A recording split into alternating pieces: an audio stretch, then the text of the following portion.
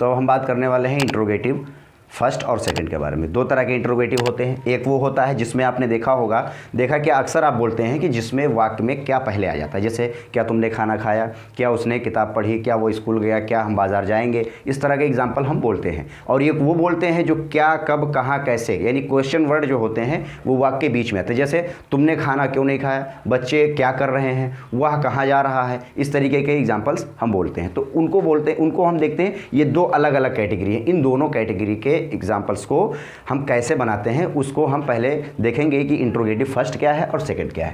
तो interrogative first में हम देखेंगे इंट्रोगेटिव फर्स्ट।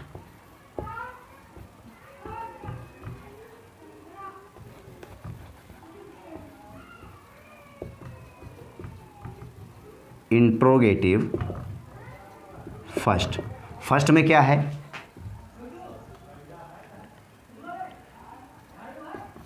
वे वाक्य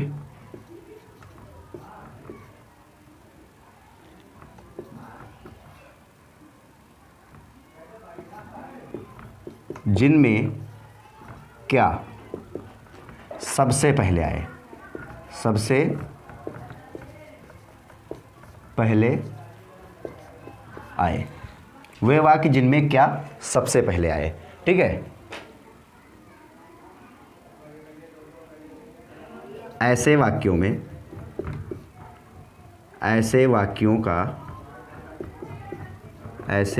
का अनुवाद करने के लिए, ऐसे वाक्यों का अनुवाद करने के लिए उस टेंस की, यानी जिस टेंस में, जिस समय में ये बात हो रही होगी, उस टेंस की सहायक क्रिया का इस्तेमाल पहले कर देंगे। उस टेंस की सहायक क्रिया यानी कि हेल्पिंग वर्ब। क्या है? हेल्पिंग वर्ब का प्रयोग, हेल्पिंग वर्ब का प्रयोग सबसे पहले करेंगे, सबसे पहले करते हैं, सबसे पहले करते हैं। एग्जाम्पल के लिए जैसे लिखा हो, क्या वे स्कूल में हैं। ये एग्जाम्पल हमने ले लिया। हमने रूल में क्या बताया था, जिनमें क्या पहले होता है उसका हेल्पिंग वर्ब पहले यूज़ करते हैं। है, हूँ, हो के लिए हम क्या यूज़ करेंगे ये हम अगली वीडियो में देखेंगे, क्योंकि ये सिंपल सेंटेंस नहीं बल्कि टाइप ऑफ सेंटेंस है। लेकिन यहाँ हम बता देते हैं, हम आपको बता देते हैं। है, हूँ, हो के लिए हम इच का यूज़ करते हैं। तो रूल क्या कह रहा है, जिनमें क्या पहले आ जाए, जिनमें क्या पहले आ जाए उसके लिए हम क्या करते हैं, उस टेंस की सहायक क्रिया का यूज़ पहले कर देते हैं। तो इस टेंस की, इस सेंटेंस की जो टेंस है इसकी सहायक क्रिया क्या होगी, इज एम आर होगी। क्या होगी? इज एम आर होगी। तो हम यहाँ पर वे के लिए, यानी ये बहुवचन है तो वे के लिए हम क्या लिखेंगे, दे लिखेंगे। और दे के साथ आर का यूज़ करते हैं तो इसका यूज़ हम पहले कर देंगे, क्योंकि रूल यही है, दे से पहले हम आर का यूज़ करेंगे तो ये हो जाएगा आर दे। क्या हो जाएगा? आर दे।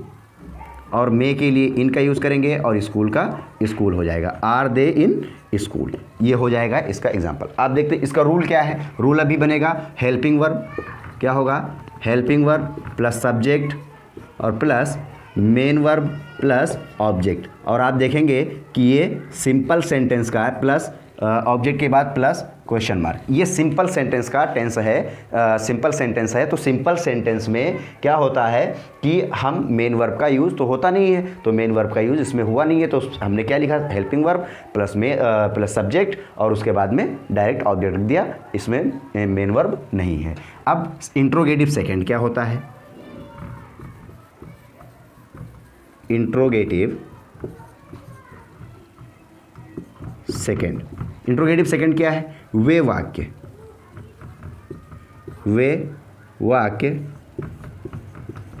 जिनमें क्या, कब, कहाँ, कैसे आदि प्रश्नवाचक शब्द, आदि प्रश्नवाचक, क्या, कब, कहाँ, कैसे आदि प्रश्नवाचक शब्द वाक्य के बीच में आए। कहाँ आए? वाक्य के बीच में आए, ऐसे वाक्यों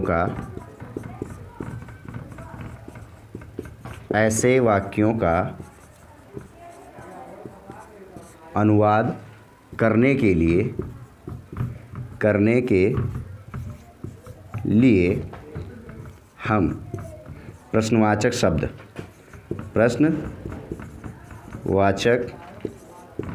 शब्द पहले लिखते हैं। क्या करते हैं? पहले लिखते हैं और फिर क्या करते हैं? इंट्रोगेटिव फर्स्ट वाला, किसका? इंट्रोगेटिव फर्स्ट का, फर्स्ट के नियम का प्रयोग करते हैं। ये याद रहेगा? ये याद होगा तभी हमारा अच्छे तरीके से समझ में आएगा। एग्जाम्पल के तौर पर देखते हैं। एग्जाम्पल हमने ले लिया, वे स्कूल में कब थे? वे स्कूल में कब थे?